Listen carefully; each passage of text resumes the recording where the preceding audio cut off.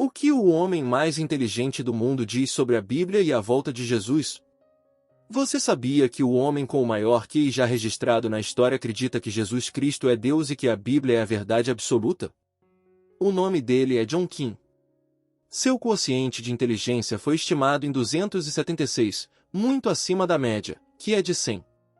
Para você ter uma ideia, ele supera nomes como Albert Einstein e Stephen Hawking. Mas o que realmente chama atenção em John King não é apenas sua genialidade intelectual, e sim sua fé profunda.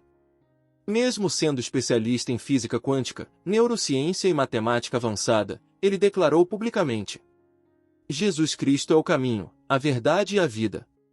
A Bíblia é a palavra perfeita, eterna e final de Deus. Cristo é a minha lógica.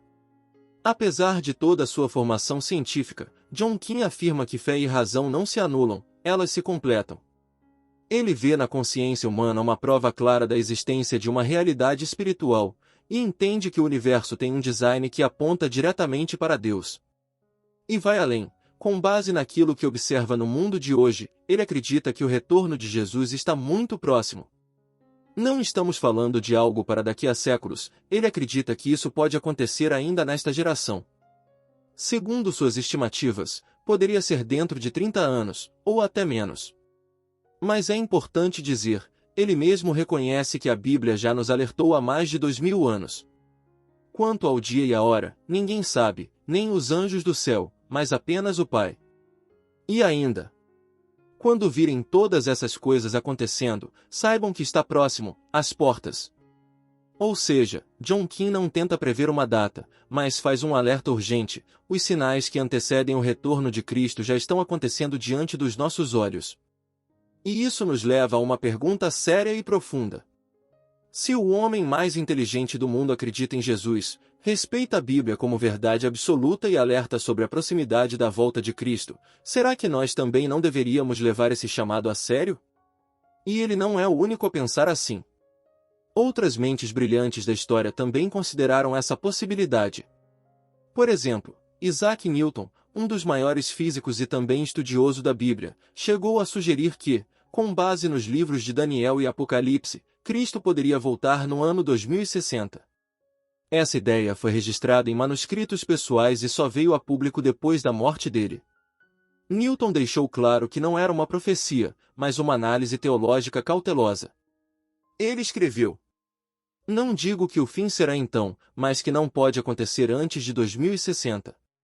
Além disso, há cientistas e pensadores futuristas, como Ray Kurzweil, que mesmo sem base religiosa, prevêem uma transformação radical na humanidade entre os anos de 2040 e 2050, algo que muitos interpretam como parte de um cenário apocalíptico que poderia estar ligado ao retorno de Cristo ou à manifestação de um ser divino.